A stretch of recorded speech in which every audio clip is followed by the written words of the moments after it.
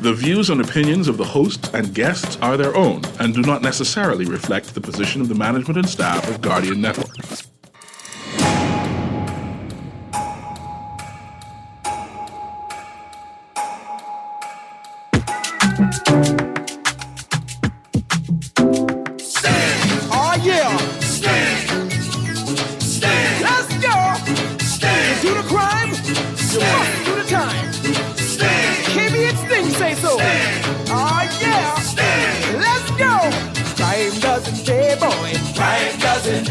Don't throw your life away, boy. Crime doesn't pay. If being bad was good, boy, then why they lock away? Don't mind what your friends say, boy. Crime doesn't pay. Listen, prison only look good from the outside, but when you behind bars, boy, now that's a different vibe. The first thing you regret, boy, is the last thing that you do. Then you have to worry about somebody tickling you. Come on, crime doesn't pay. Good yawning this morning. Welcome back to Guardian Radio 96.9 FM. You're on the clock with Erin Greene on this Tuesday, the 6th of February. A good morning. That's KB. Crime doesn't pay. I hope y'all heard that most important line. You wake up with somebody tickling you in prison. We have to show, in particular, young people that life on the outside is far better than life on the inside before they even get a chance to get there. And I don't know if we are doing that effectively. So it's Tuesday the 7th. It's a World News Tuesday with Mr. Mark Palmer. I'm not sure if he is back from the island yet. I'm expecting him to join us. But in the interim, let's call it Open Line Tuesday. Numbers to call, 323-6232, 325-4316, 325-4259, and 242-300-5720 for our family island residents. Well, look who just arrived in studio. Mr. Mark Palmer is going to be sitting down at the desk. Mr. Palmer. Morning, Erin. How you do? I'm good, thank you. I just tell the audience we're going to do a open line today on this World News Tuesday.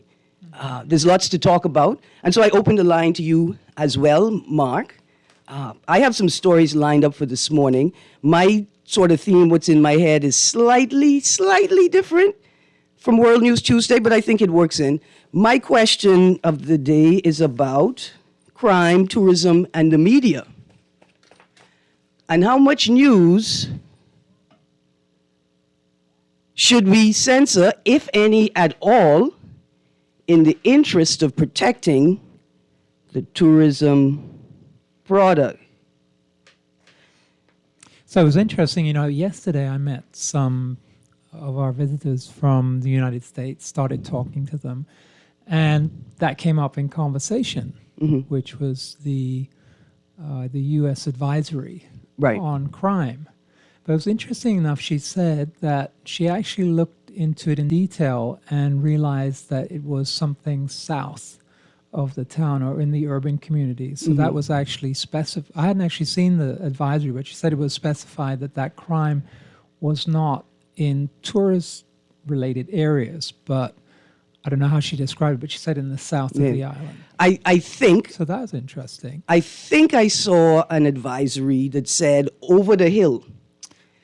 Okay. I am not sure if that was a formal advisory or not, if it was a media interpretation of a formal advisory from the U.S. government or Canadian government. But I got... But she taken the view Yes. to still come because she dug into it. And then her next comment was that, in our communities, I forget what she lived in, was it West Cleveland? And then she said there's East Cleveland. I can't remember the exact town she came from, but she said where she lived was, suburbs, very nice. But then there was a part of town which she wouldn't walk into and she wouldn't go into and, wouldn't be surprised if there were warnings regarding that area. So I think what was interesting to me that tourists or visitors tend to be more aware and more sort of, they look at these things in a more nuanced way than just, we're not going because there's an advisory. Right, they make a comparison. In fact, to their own communities as well. Right. In an article from last week, hotels dealing with visitors' safety concerns on crime, an excerpt from the article quotes Dionisio de Aguilar, former Minister of Tourism and Aviation. He echoed industry concerns that it is the nature and scale of international media rather than the travel advisories themselves that threaten to have the greatest consequences for the Bahamas. Confirming that he watched NBC's 1.5-minute segment on the travel alert, which aired on Saturday night, Mr. de Aguilar said it also affirmed that Jamaica and other Caribbean nations are facing similar crime-related challenges to the Bahamas. Mr. de Aguilar, though, was quick to make the point that, quote, every destination has its problems, close quotes, and that major U.S. cities are widely perceived as being more unsafe than the Caribbean as a whole. Yeah, and so, like you say, many travelers are aware of the nuanced or they put a critical lens on it. Yeah. And they say, well, listen, is it any less safe than where I live or work? Yeah. I mean, it seems to be there's like for these warnings, there seems to be a trigger, right? Something triggers that warning, right? Now, and it's probably murders, right? So not perhaps other crimes, but, those kind of very visible, that have stories attached to them that are in the media. So that's probably what it is. That once you get a certain amount of murders, that probably triggers that. Well, I'm wondering if it is. It's like an algorithm. Right, Yeah. if it's an algorithm or whether somebody actually physically makes that decision. Yeah.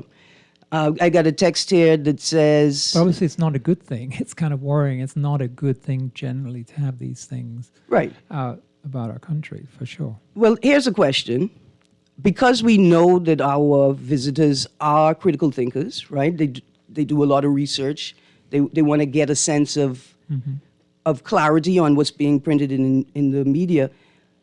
Is the problem that we're not printing enough news around crime?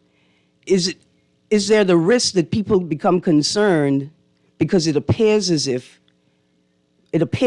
we're hiding the news? It appears as if we're, I want to say, whitewashing it. We're making it look better. We're using particular language. For instance, a question that I have constantly is, in media reports on cases of sexual violence where rape occurred or attempted rape,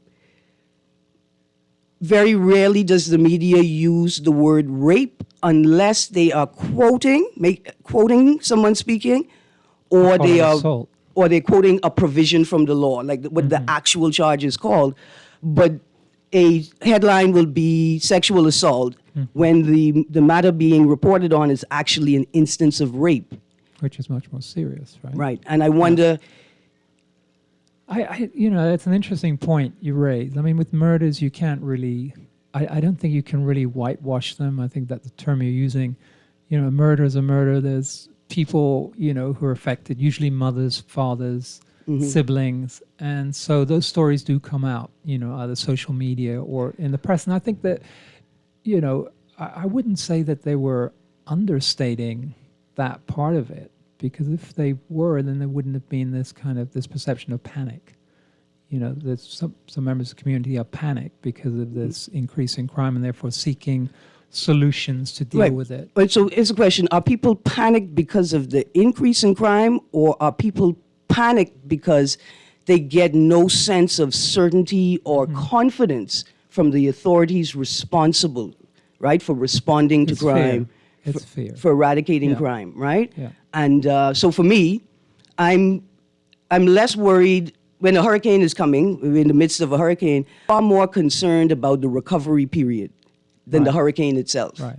Yeah. That thinking what happens after the storm. How long will it take for power to be reconnected? Which means how long will it take for my water supply to be reconnected, right? How long will it take for my neighborhood to be cleared of trees? I live in a pigeon forest, lots of trees, right? And so for me, I've been able to calm myself in the storm. It's the fear or concern over the recovery period that has me. Well, it's also the fallout from these murders. It's like a repeating cycle of violence. Tit for tat. Maybe we're not honest enough about why these things are happening. I think maybe that is an example of where we don't really, the media perhaps doesn't tell the full truth about, the reality of, behind the murders, and so maybe the lack of understanding about that could create fear as well, because you could just think, society is going mad, but it isn't really going mad. There's small sections of it that are, going mad, to use that term. Yeah. It's very interesting. So I throw the question on the table again for the audience. Should the government, the police, censor the news, crime reports in particular, in the interest or for the purpose of protecting the tourism product? The numbers to call, 323-6232, 325-4316, 325-4259, and 242-300-5720. For Family Island residents, it's toll-free. And, of course, the text line, 422-GR96.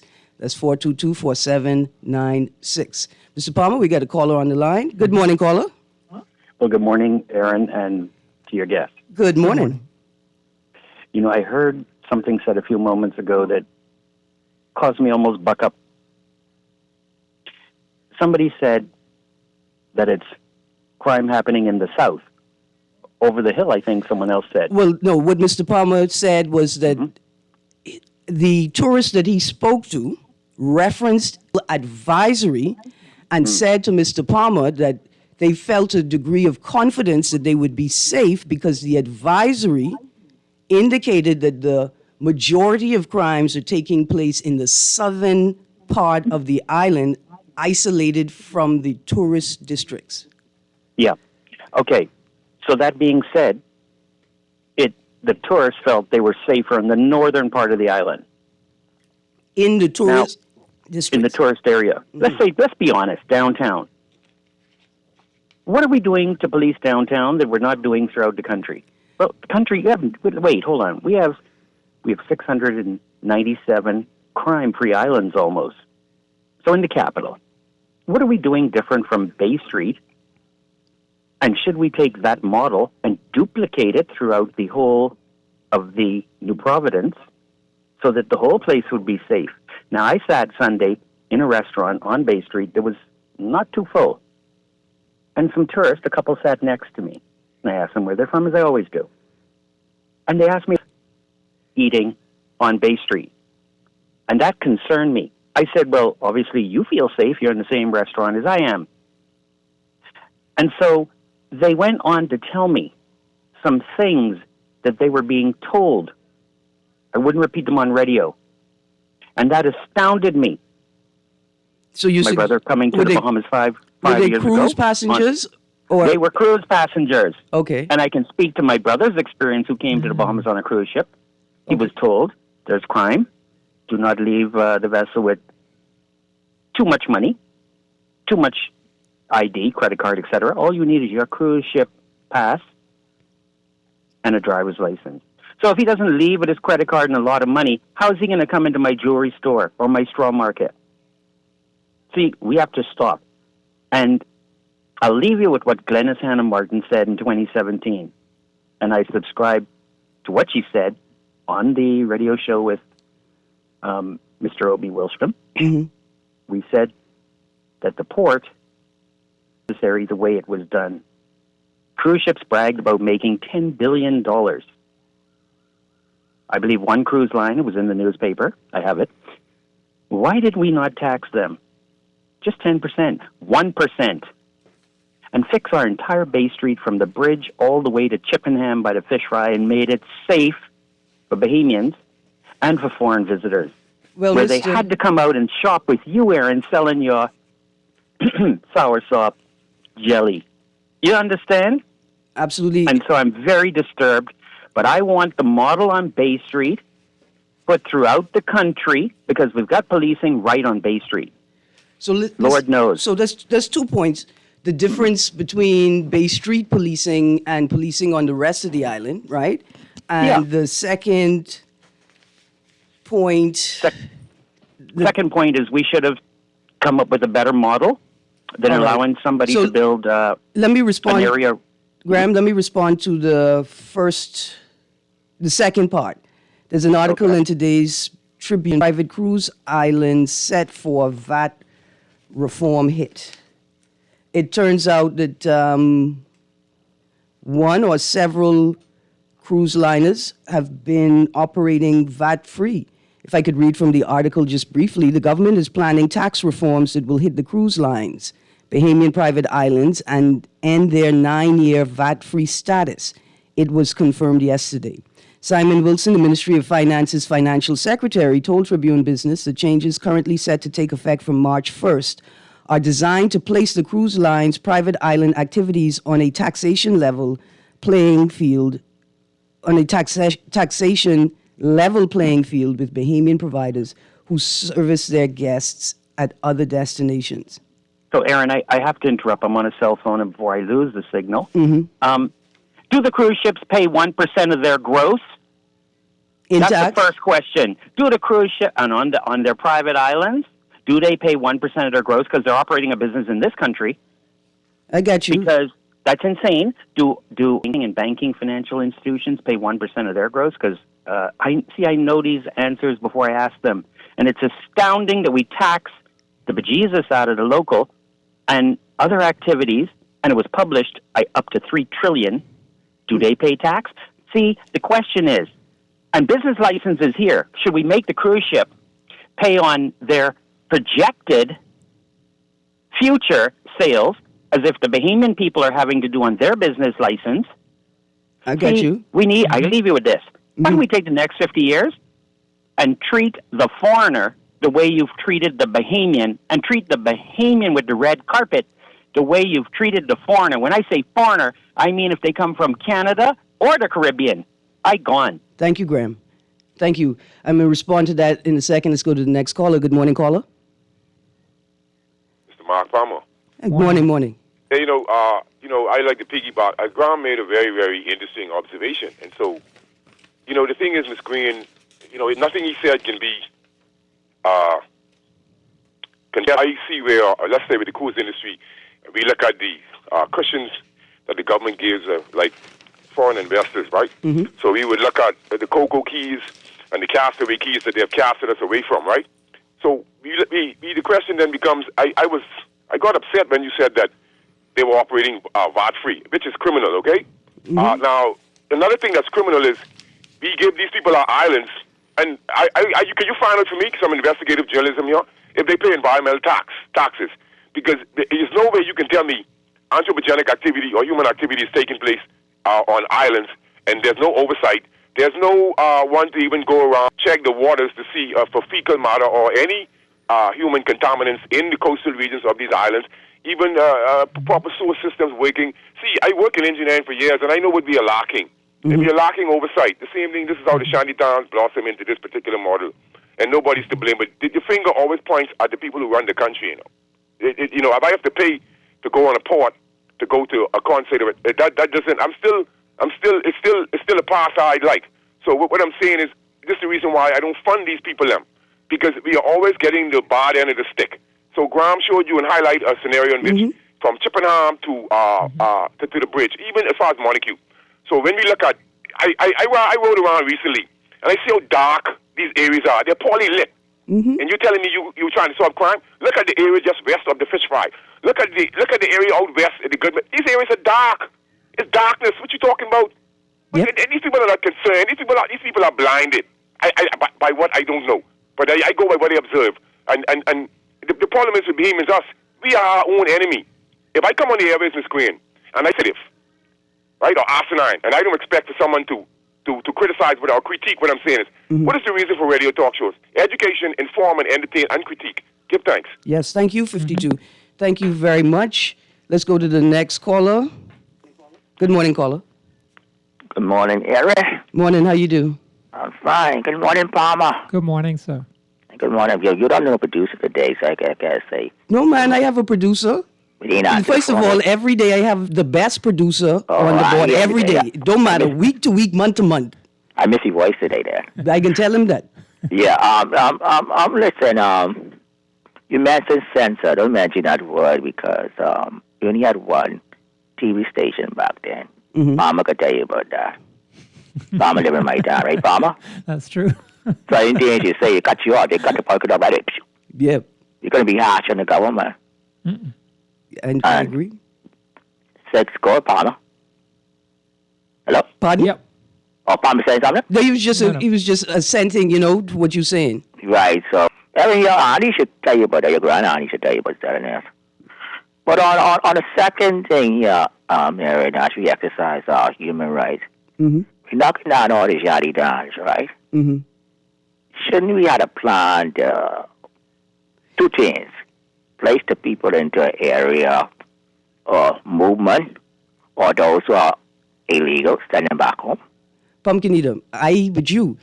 I mean, first of all, There's no plan. Hold on. First of all, they have been attempting to knock down the shanty towns for a number of years. Remember, an injunction. Of course. No, it didn't pause the process, but it required more work, right? You had to, and you had to come to the court to ensure that you have followed the procedure properly. So I with you, for at least 5 years, right, the government has told us that it intends to knock down, to demolish shanty towns.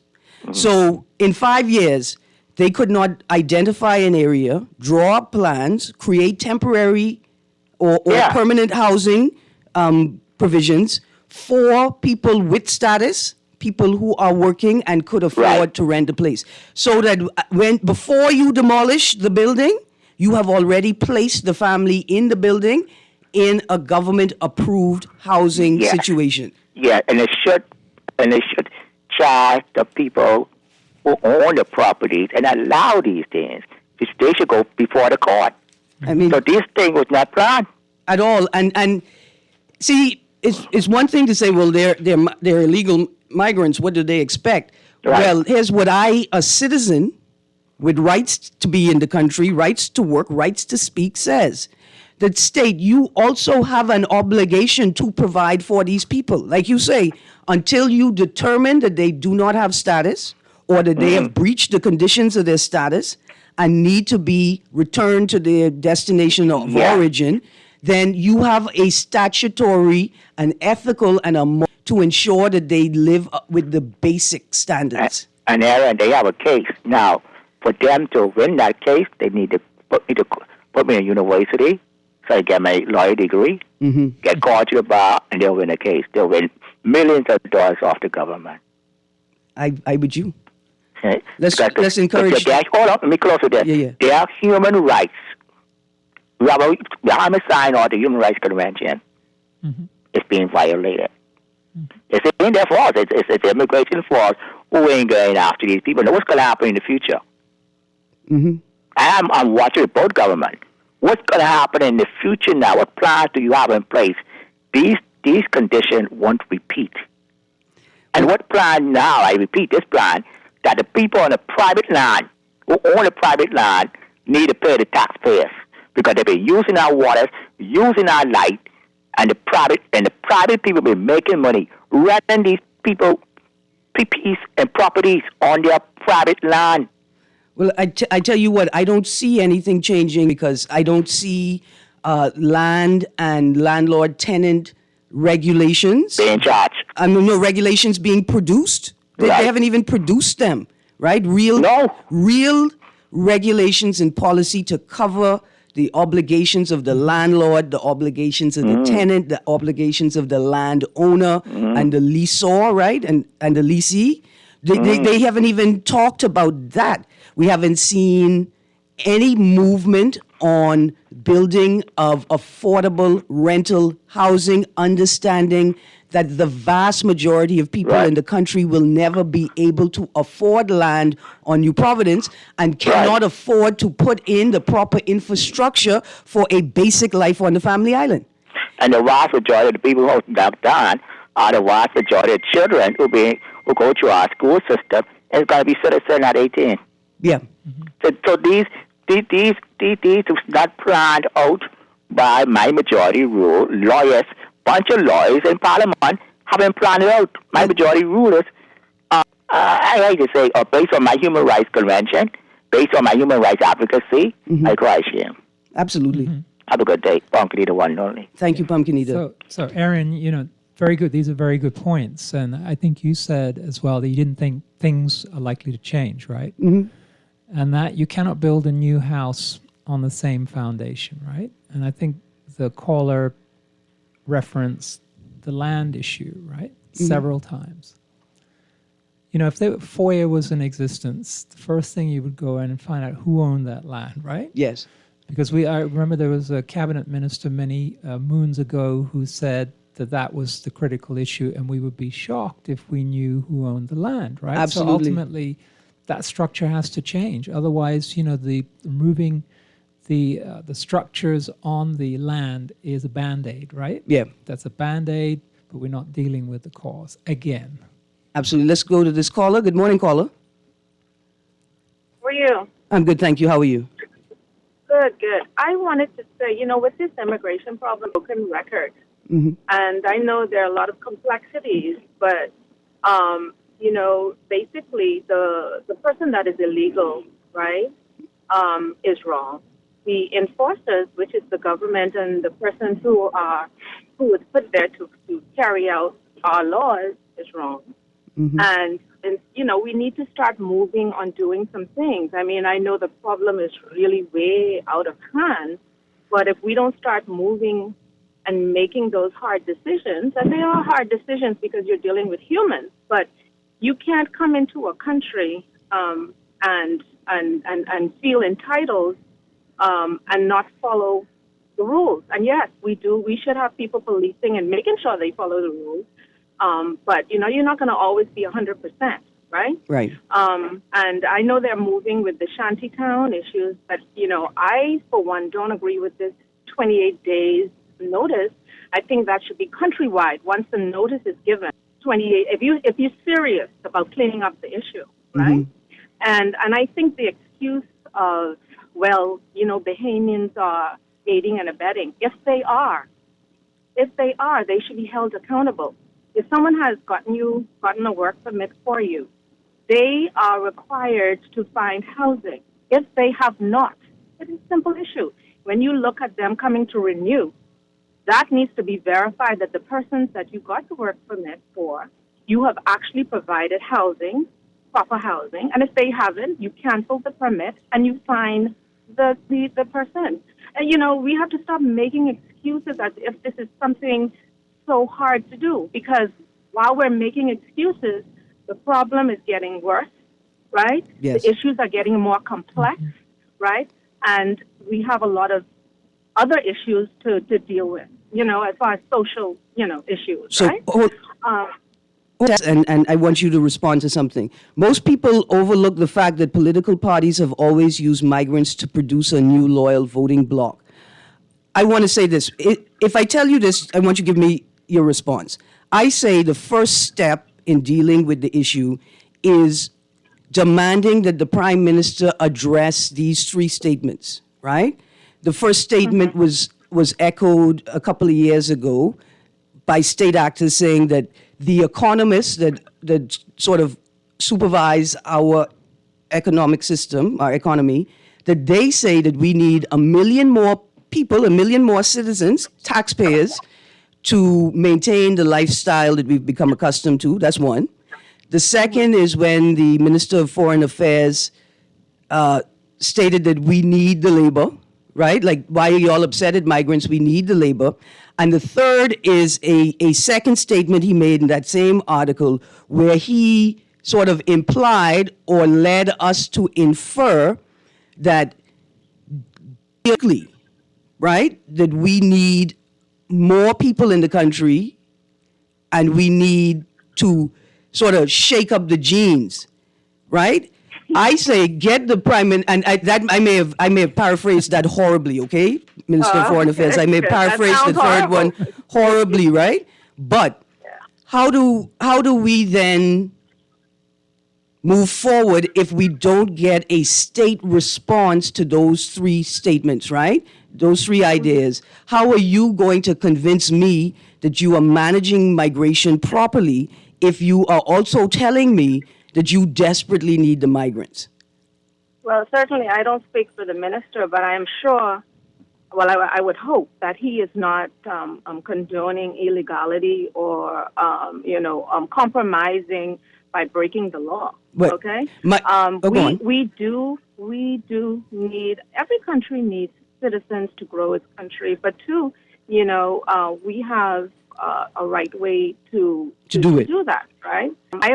Me personally, I don't agree with the visa system right now, especially for Haiti. I'm sorry, if that sounds bad, because I think that we need to address this situation and put a dent in it seriously. And I think that dealing with the shanty towns is going to address a lot of that if they're serious and they continue it, right? Absolutely. It's a continuous, persistent, sustainable effort to really address it. And it's not about being mean or hating or displacing people, because those persons who are in there, and if they are, the majority of them are work permit, we have the persons who signed for them, they will be held accountable, be they Bahamian or whoever. They will be held and should be held accountable for providing housing for those persons or lose the work permit. It's I've always said to people, we have an enforcement issue, serious enforcement issue in this country here. Yeah, I think the administrative crisis is far bigger than any crisis that we're facing.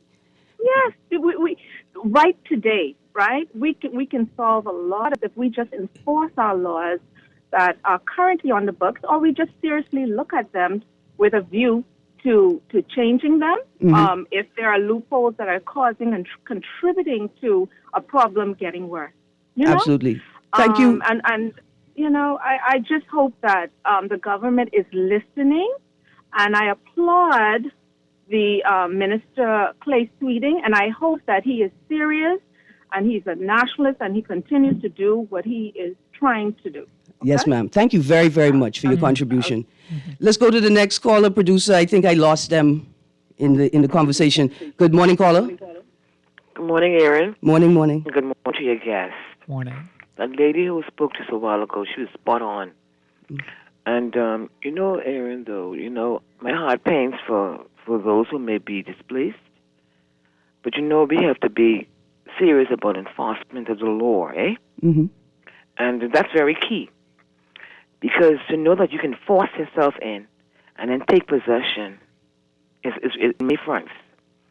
And like Pastor Miles, Monroe said, the late Pastor Miles, now you can't have two that are country stemming within a country. You can't. You just gotta make sure you have law and order. But my heart also goes to the fact that they're going to leave those shanty houses. They need to be placed. But some place should have been arranged for them, if only temporary, and worked and organized.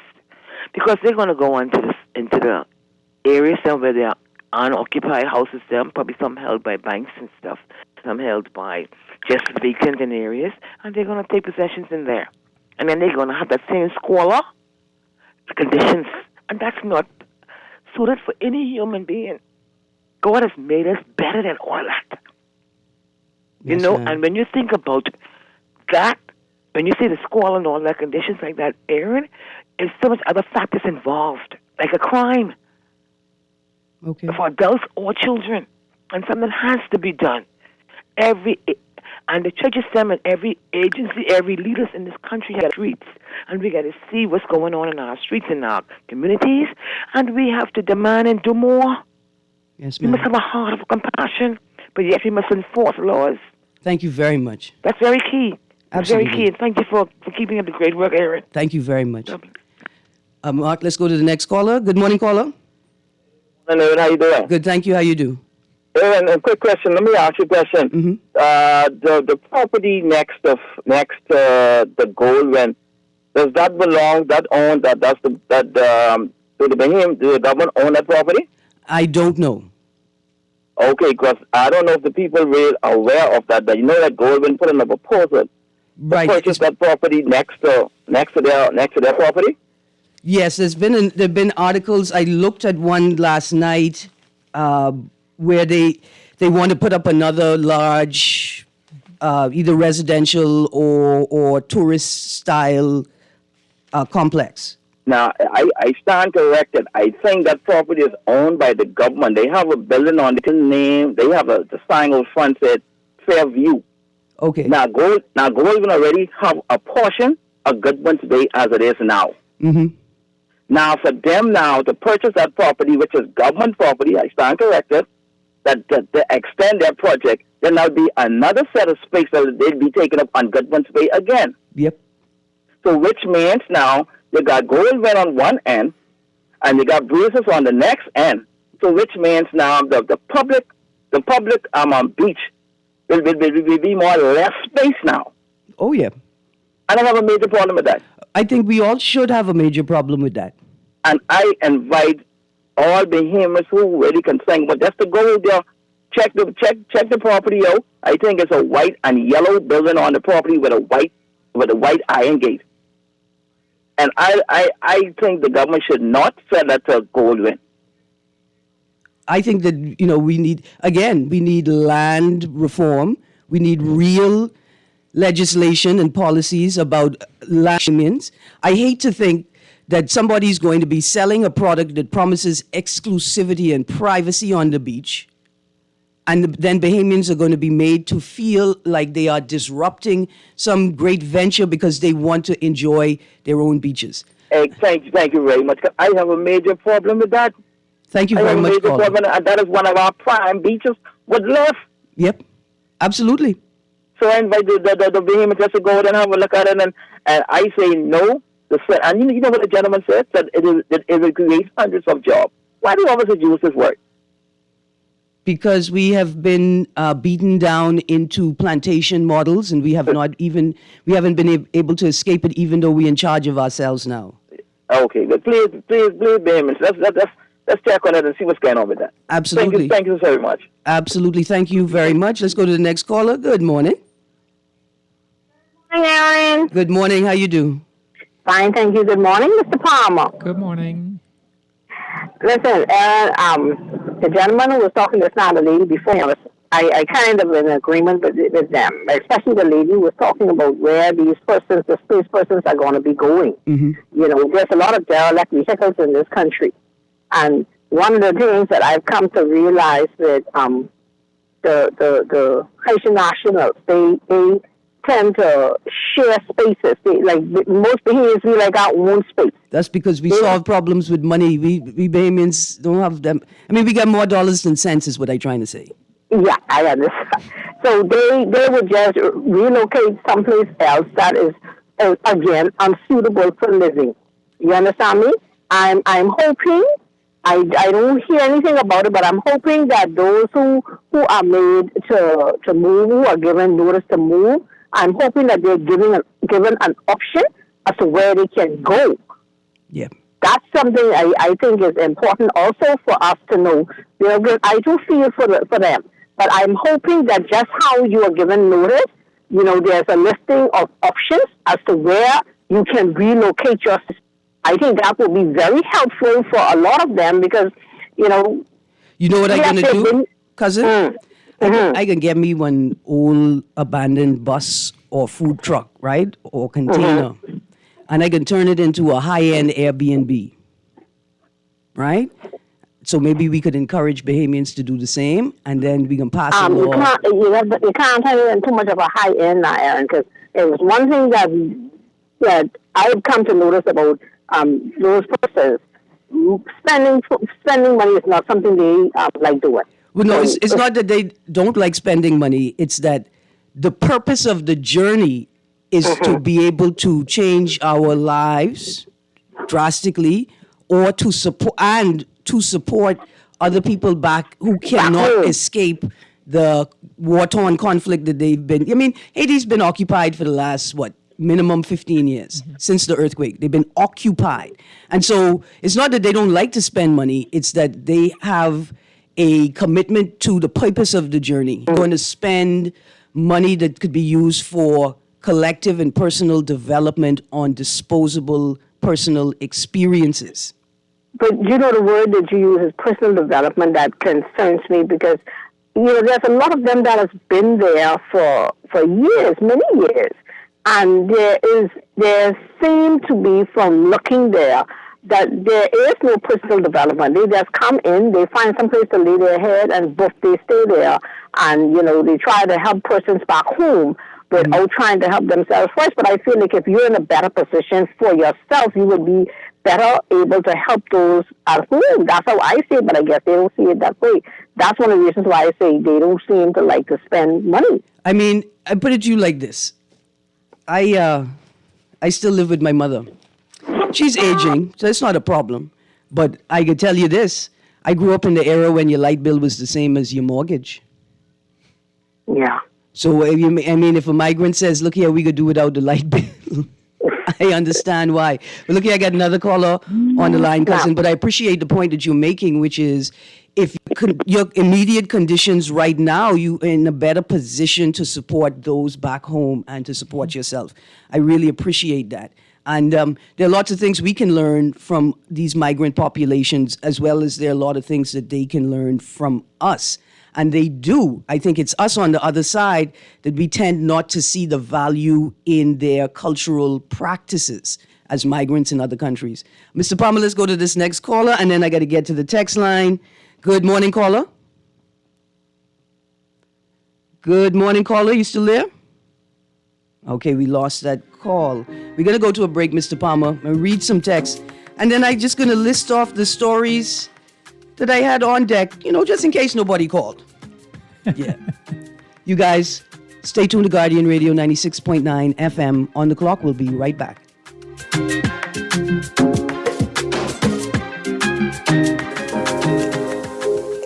Love the show? Want to give your support? Become a sponsor today. Call 302-2300 for our rates and packages. 00. Become a sponsor on Guardian Radio 96.9 FM. Fresh news, smart talk, all day. Girl, you see how Cora eye look funny, all black up yesterday? But she say she bumped into a wall when she's running after the churn them. Yeah, but last Saturday, you see her arm was all black and blue, right? What you saying? You think something wrong between her and Jack? I ain't sure, but you know Jack is a jealous man. I hear him and Cora last Friday. I hear him say he hear Cora have eyes for Junior. Now you know that ain't true. Cora is a good woman. Does mind her business, take care of them churn, and go to church every Sunday. So what you think we should do? I think we should report Jack, Cora don't say nothing, but silence hides violence, and we don't want to line up in the cemetery. Not me. I ain't getting in nobody business. Then Jack come after me and I land up next to Cora. No, man, we could call a text Crime Stopper. And remember, we can even get some grocery money for our tip. Remind me again, how does this work? We can call them in Miami at 328-TIPS or 328-8477. Or when we in the island, call toll free at 300-TIPS or 300-8477. And if you don't have no minutes, use the Crack Crime Bahamas app and we could text them and the messages get on mix-up microphone so nobody can know what you saying. So what we waiting on then? Let's go earn some grocery money.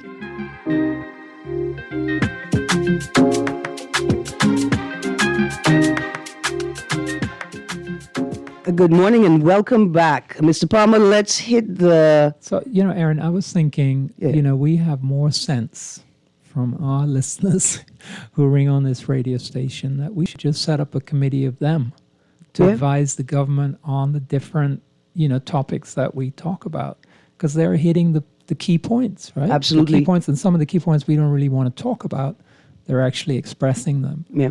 And so much compassion. And compassion, too. This isn't like, it is thought through coming from a compassionate perspective. Yeah, and I really appreciate that. I have a text here that's a bit rough. I'm going to leave that to the end.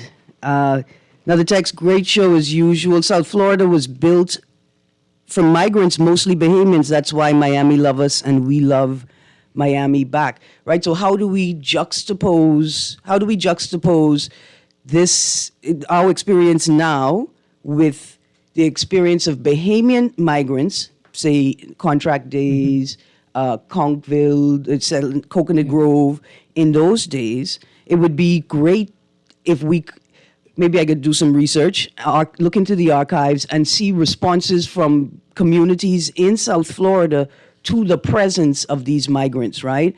And whether there was a fear. And then my question is, does a migrant only have value when they add economic value to your life, right? But thank you for... the other interesting thing, and we haven't really heard this, and that's to follow the money trail. I think, whenever you see there's an issue, an unresolved issue, a difficult issue, like illegal immigration, that's been with us for as long as I can remember. But we never really follow the money, do we? Right. We never follow the money because there is in any area, I don't care what you call that area, there is some form of corruption. Right. Or there's some that arises that creates a series of events that are very difficult to change. Mm-hmm. And if you look at what's happening in the southern border in the United States, this is another, I don't know if people have watched this on the news. There is a massive illegal migration. Now, a caller talked about, I think, did you mention about votes? Because in California, you don't have to show citizenship in order to vote. So it's a plan to get illegal immigrants over who vote a particular way. So you have to look at that perspective. And that's, we may be doing it. We know other countries are doing it, right?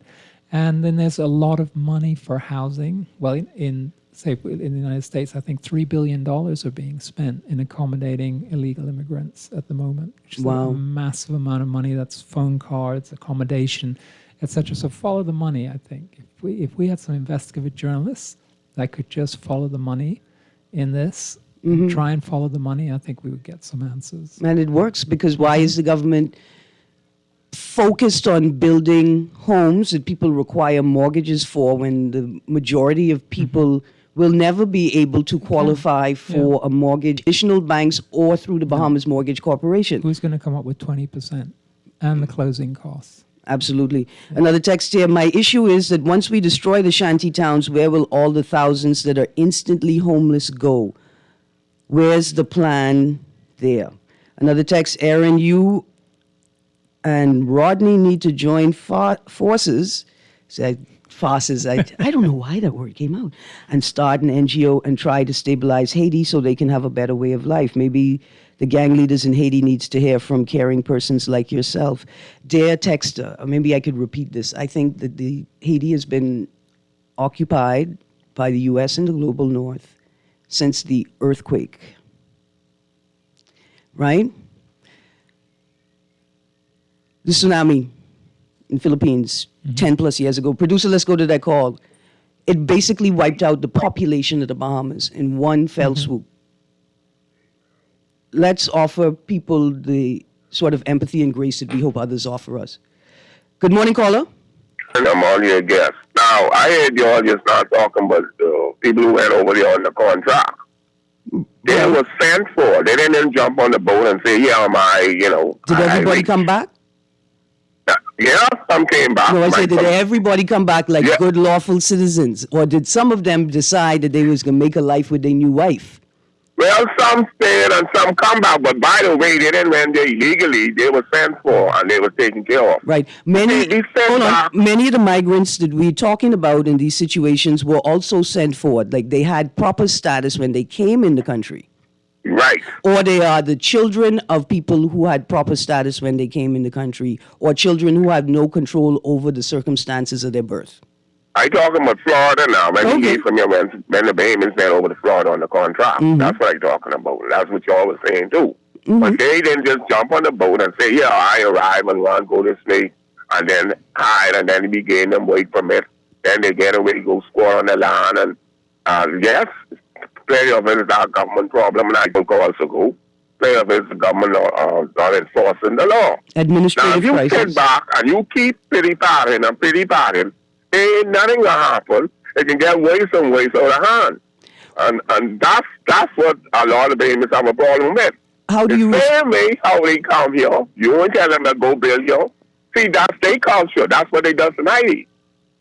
Okay? So we have to put a stump to it, and I applaud the minister. At least he's the one who's doing the job. They can find places to go. And by the way, that time, they was given notice there a long time ago. They only giving it officially. The lady was complaining they came there, and she was trying to get them off long time.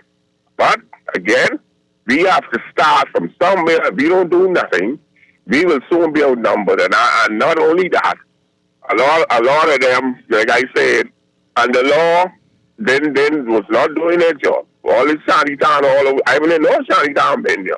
Listen, so let me ask you something. Let me ask you something. I can let you respond. No, I want to ask you something. Don't go. So I repeat what I saw. 3 statements made in the media. One is that economists, this is what our government tell us, that economists told them that we need 1 million more people in your tax base to maintain the lifestyle that you've become accustomed to, right? The second is that we have a labor, and I call it organized labor, right? We have an organized labor shortage, and that we need the migrants to maintain the pace of development that the government has undertook. And the third is that we need to diversify and grow our citizen base, right? We need more people in the country, not for economic purposes, but for other reasons. Yeah. Having those 3 statements thrown at you from a government space, right? What do you expect the government to do next? I expect the government now to put it on the table and say, these are the 3 things we're dealing with. Let's talk about how we manage migration to the benefit of the Bahamian without oppressing or taking advantage of the migrant. Well, I don't see no taking advantage. It's just that we refuse to carry out our laws, and it bites us long time, and I blame all these modern-day politicians. Okay. And that's the problem. Now, you come to your country, but you want the right set of people to come to your country. See, Canada needs migration, but they ain't just letting anybody who come to there. They streamline who they get into the country. But in that instance, Canada is responsible for the brain drain. They're taking the best out of your country, destabilizing your development. Right. Well, that's what I'm saying. That's what I'm saying. They want certain people come to their country. So what? You want just anybody come to your country and say you need 1 million people? But guess what? Bahamians don't want the educated, the well-skilled Haitian to come here to compete with them. They want construction worker the no-skilled migrant to come here to do the work they don't want to do. Bahamians just don't see themselves benefiting economically from the migrant population who's doing the work that they don't want to do. Bahamians thought that they would benefit off the backs of migrant labor. Yeah, but here's my point. If they don't come, let's come the right way. You need X amount of laborers. You don't got them here. You put out a market, because I know a lot of Bahamians don't wait. And then you say now how many you need. And you say, I have 50 Bahamians here. I need 50 more laborers. And you send to them. Right. That's why I think it's come here and then, I have a problem with that. I'm with you. I think it's an administrative crisis, and the state has an obligation, if it is in any way encouraging or allowing other people to encourage migrants to enter the country undocumented or work without proper documentation, then the onus is on the government to create a scheme, a mechanism, a system, understanding that you need the migrants to properly manage their presence. And in terms of children in waiting, because one of the callers referenced they are concerned about knocking down the homes of people that have a right to be Bahamian. Tracking these people, right, to make sure that they don't get deported unnecessarily if they are quote-unquote Bahamians in waiting. Oh boy, we are all out of time. A text here says from the minute the notice is given, people are asked if they have a place to live or if they need assistance. I hear people saying that they should make sure, and that is a part of it. The amount of rental opportunities in some areas is an issue, and the fact that some don't want to stay in the temporary housing, but it is not a situation where no one is addressing that. But I tell you, even if people are addressing it, how effective will their efforts be if, on the other hand, the minister responsible for tourism is begging Bahamians to open up their homes and rental properties for tourism and not for labor and not for Bahamians? Anyway, Mr. Palmer, thank you very much. I wanted to talk about this article, Woman Shot by Police After Attempting to Knock Down Officers, but I haven't been able to find it in the printed papers. It's online. I just want to say, I don't know if the video was wrong or if the reporting is wrong, but here we can talk about that later. Thank you so much for joining me this morning, Mr. Palmer. You're welcome. Absolutely. You guys have a great day. C.A. Newry is up next with Guardian Radio AM.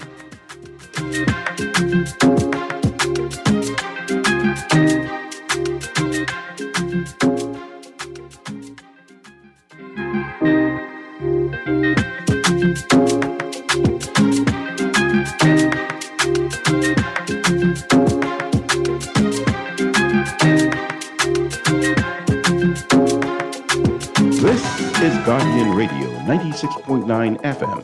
Nassau, Bahamas.